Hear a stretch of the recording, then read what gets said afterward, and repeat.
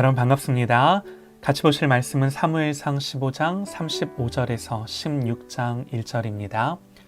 사무엘이 죽는 날까지 사울을 다시 가서 보지 아니하였으니 이는 그가 사울을 위하여 슬퍼함이었고 여호와께서는 사울을 이스라엘 왕으로 삼으신 것을 후회하셨더라.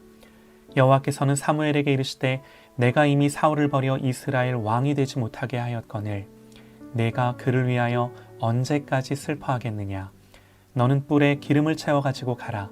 내가 너를 베들레헴 사람 이새에게로 보내리니 이는 내가 그의 아들 중에서 한 왕을 보았느니라 하시는지라. 아멘. 우리를 발견하시는 하나님이라는 제목으로 하나님의 말씀 선포합니다.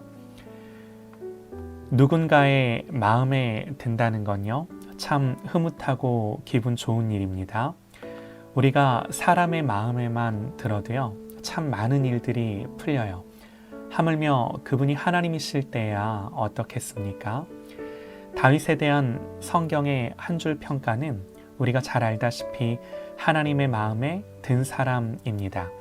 반면 다윗과 대비되는 사울에 대한 평가는요, 하나님이 그를 왕 삼으신 것을 후회하셨더라. 한마디로 마음에 들지 않았다는 겁니다. 우리가 세상에 살면서 수많은 사람의 마음에 들어도 하나님 마음에 들지 않으면 다 소용없는 일인 거죠. 다윗의 삶은 참 매력적인데요. 그 이유가 뭔가? 그는 정상과 바닥을 두루두루 다 경험한 사람입니다. 그의 인생을 상징적으로 보여주는 몇 가지가 있습니다. 목자의 지팡이, 투박한 물맷돌, 또 용사의 검, 시인의 하프, 통치자의 홀. 그가 인생을 살면서 손에 쥐고 있었던 것들이에요. 정말로 다양한 인생의 국면들을 보여주는 상징들인 거죠. 그는 양을 치는 목자였습니다. 또 한때는 죽음의 자리를 오가며 피해 다녀야 하는 도망자였습니다. 그리고 사회적으로 비천하고 마음 상하고 원통한 자들의 친구가 되기도 했고요. 왕이 되어 이스라엘의 영광을 드러냈던 사람이기도 하고, 또 자식에게 배신을 당하고 왕위를 뺏기고 생명의 위협을 경험하기도 했습니다. 또 간음과 살인을 저지른 죄인이기도 하고요. 성전의 문지기가 되면서라도 예배하기를 사모했던 예배자이기도 했습니다. 그가 이런 삶의 여러 국면들을 오가면서 기록한 기도와 시편들, 거기에는요, 수많은 탄식과 좌절과 원통함, 또 때로는 기쁨과 환희와 감사, 때로는 죄에 대한 아픔과 회개와 눈물들, 그야말로 인생에서 경험할 수 있는 모든 희노애락이 다 담겨 있는 거죠. 중요한 건요, 하나님이 이 모든 것들을 성경으로 기록하셔서 우리에게 읽혀지게 하셨다는 겁니다. 왜 그러셨는가? 그것은요, 다윗 때문이 아닙니다. 하나님 때문이죠. 하나님이 한 인생에게 역사하시고 개입하셔서 어떻게 그 인생을 인도하셨는지를 한 인물을 통해 보여주고 싶으셨던 거죠. 다윗의 이 다양한 삶의 여정 속에 역사하셨던 하나님이 어떤 하나님이신지를 오늘 우리가 알기를 원하시는 거예요. 그래서 우리가 성경의 인물을 통해 하나님을 배우는 것이 참 유익한데요. 여러분 보세요. 다윗을 인간적인 관점에서 보면요, 그는 그렇게 주목받는 사람이 아니었습니다. 그는 이새의 8 아들 중 막내였는데요. 사무엘이 이새의 집에 갔을 때 모든 이들을 데리고 나와야 했음에도 불구하고 다윗은요, 그의 아버지 이새에 의해서 제외됐습니다. 그 시간에 그는 양을 지키고 있었죠. 우리가 어떤 정황 속에서 이런 일들이 일어났는지는 자세히는 모릅니다. 그러나 다윗은요, 후에 이런 고백을 시편에 남기는데요. 내 부모는 나를 버렸으나 여호와는 나를 영접하시리이다. 그가 어떤 어린 시절을 보냈을지 대충은 짐작할 수 있는 거죠. 우리는 이따금씩 혼자라고 느껴질 때가 있습니다. 또 시간의 흐름 속에서 내가 너무 뒤처진 건 아닌가 할 때도 있습니다. 그리고 때로는 나는 주목받지 못하는구나 생각하기도 합니다. 물론 이것이 죽고 사는 문제도 아니고 중요한 문제도 아니지만 우리는 여기에 많은 관심이 있는 것도 사실입니다. 그러나 우리가 여기서 기억할 것은요, 하나님은 주목받지 못했던 다윗을 보고 계셨고 그를 찾아내셨다는 겁니다. 어느 누구도 하나님의 눈에서 벗어나는 사람은 없습니다. 아무리 역사의 무대 뒤편에 숨겨진 사람이라고 해도 하나님은 다 보고 계시고요, 그를 평가하고 계시고, 중요한 거요, 찾아내실 자를 반드시 찾아내시는 하나님인 줄 믿습니다.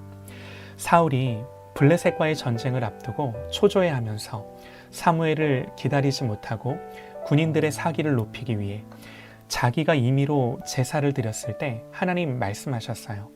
여호와께서 왕에게 명하신 바를 왕이 지키지 아니하였으므로 여호와께서 그 마음에 맞는 사람을 구하여 그 백성의 지도자를 삼으셨느니라. 여호와께서 그 마음에 맞는 사람을 구하여. 그리고 나서 하나님이 이 말씀을 하시고 나서 다윗이 등장합니다. 하나님 뭘 보고 그런 말씀을 하셨을까요? 우리가 다윗을 그냥 인간적인 관점에서 보면요, 잘한 것도 있지만 잘못한 것도 굉장히 많아요. 몇 가지만요. 그는 실패한 아버지였습니다.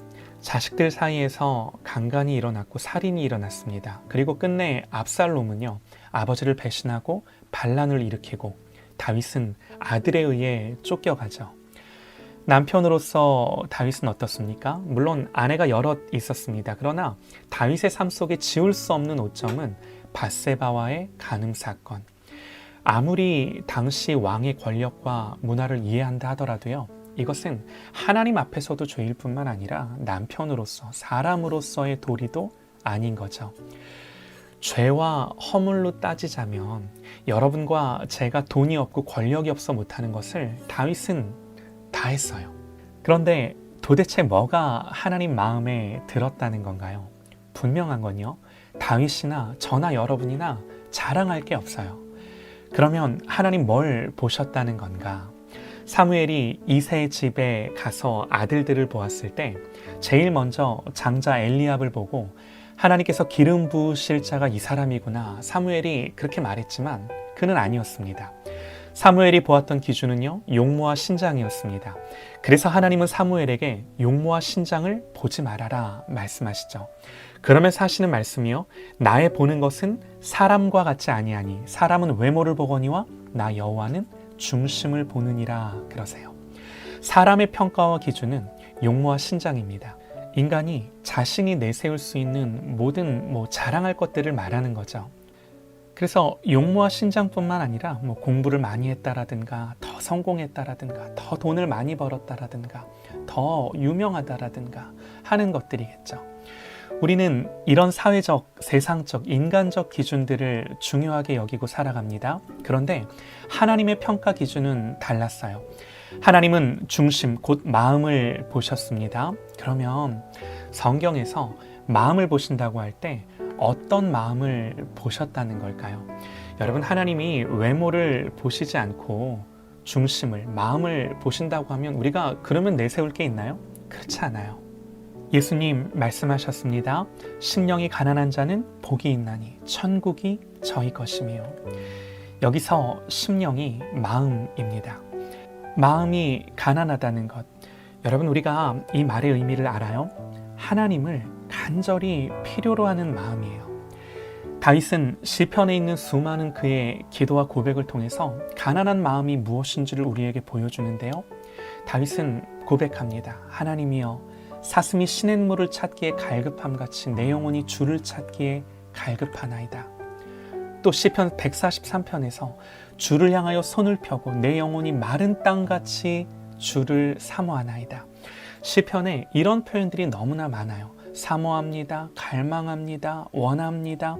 여기서 이 단어의 지향점은요, 모두 하나님 그 자체였습니다. 이것이 다윗이 일평생 견지했던 마음이에요. 심지어 다윗이 범죄했을 때조차도요, 그가 가졌던 죄에 대한 아픔이 무엇이었는가? 그냥 단순히 정죄감이 아니었어요. 죄에 대한 자기 자신의 연민이 아니라 죄 때문에 하나님에게서 멀어진 것에 대한 아픔이었습니다. 그래서 시편 51편에서요. 나를 주 앞에서 쫓아내지 마시며 주의 성령을 내게서 거두지 마소서. 죄도 죄지만, 죄도 아프지만 죄의 결과가 가져온 것이 하나님이 나와 함께 하실 수 없는 것이었기에 이것이 무엇보다 아픈 거죠. 이런 마음이 기쁠 때도, 두려울 때도, 낙심될 때도, 죄로 아파할 때도 하나님을 향한 다윗의 마음이었던 거죠. 목동으로 들에서 양을 칠 때도, 골리앗 앞에 섰던 작은 소년이었을 때도, 사울을 피해 도망다닌 도망자였을 때도, 왕이 되어 이스라엘의 목자가 되었을 때도, 왕이 되어서 성전 문지기를 사모하며 하나님을 예배할 때도, 자식들이 반란을 일으켜 쫓겨갈 때도, 밧세바를 범하고 우리아를 죽였을 때도, 이 모든 다윗의 인생의 여정 속에 우리가 성경을 통해 보게 되는 다윗의 모습, 다윗은요 하나님을 향해 가난하게 살았던 사람입니다. 그래서 아무리 다윗이 숨겨져 있다고 하더라도요 하나님은 다윗을 아셨고 하나님을 향해 가난했던 그의 마음을 보셨고 그를 찾아내셨습니다. 오늘 본문은요 다윗이 성경에 처음 등장하는 장면인데요, 물론 다윗은 등장하지 않습니다. 그러나 오늘 하나님의 말씀하심 안에 다윗이 있죠. 그래서 성경에서 다윗의 등장은 열심히 양을 치는 목동으로서도 아니고 골리앗과 싸움을 싸우는 용사로서도 아닙니다. 다윗의 첫 등장은 오늘 말씀처럼 내가 너를 베들레헴 사람 이새에게로 보내리니 이는 내가 그의 아들 중에서 한 왕을 보았느니라. 다윗의 등장은요 하나님의 발견입니다. 하나님의 찾아내심이에요. 사랑하는 여러분, 우리 마음은 언제나 거룩하신 하나님의 눈동자 앞에 노출되어 있습니다. 하나님께 숨겨진 마음은 존재하지 않습니다. 하나님은 우리 마음에서 무엇을 보고 계실까요? 하나님은 우리 마음에서 무엇을 보고 계실까요? 믿음으로 순결해진 마음입니까? 하나님을 가장 크게 사랑하는 마음입니까? 하나님이 외모를 보지 않으시고 중심을 보신다고 하는데 우리가 자신이 있나요? 아니요. 누가 감히 이 하나님의 감찰하시는 눈동자 앞에서 자기를 드러내기를 좋아할 수 있겠습니까? 하나님 앞에 가난한 마음 말고 드릴 것이 무엇이겠습니까? 시편 51편 17절입니다. 하나님께서 구하시는 제사는 상한 심령이라. 하나님이여 상하고 통회하는 마음을 주께서 멸시하지 아니하시리이다. 지금 이 순간 나의 인생 속에 하나님 앞에 아무것도 내놓을 것이 없다고 해도 하나님이 우리의 마음을 보시고 진짜 야, 너 내 마음 드는구나. 하나님 그러시면 그것보다 성공한 인생 없는 거예요. 하나님이 우리의 마음을 보실 때 기뻐하는 마음이 무엇이겠습니까? 다른 거 아니에요. 전심으로 하나님을 향한 갈망, 하나님을 향한 가난함 때문에 하나님을 전심으로 필요로 하는 그 마음. 사랑하는 여러분, 우리가 그 마음을 구하십시다. 모든 상황 속에서 이 마음으로 하나님을 향하여 살아내는 저와 여러분 되시기를 간절히 소망합니다.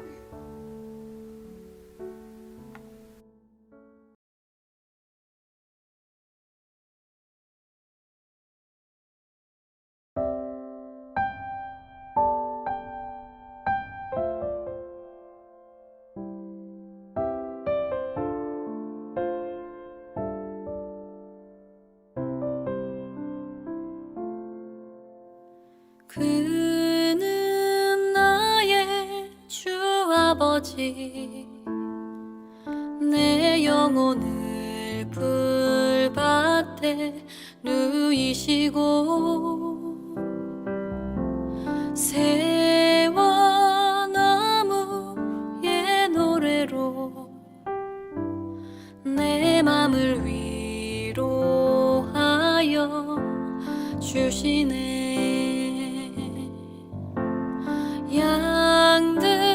양들이 주인 찾듯이 오직 한 분 목자인 내 주님은 내가 찾고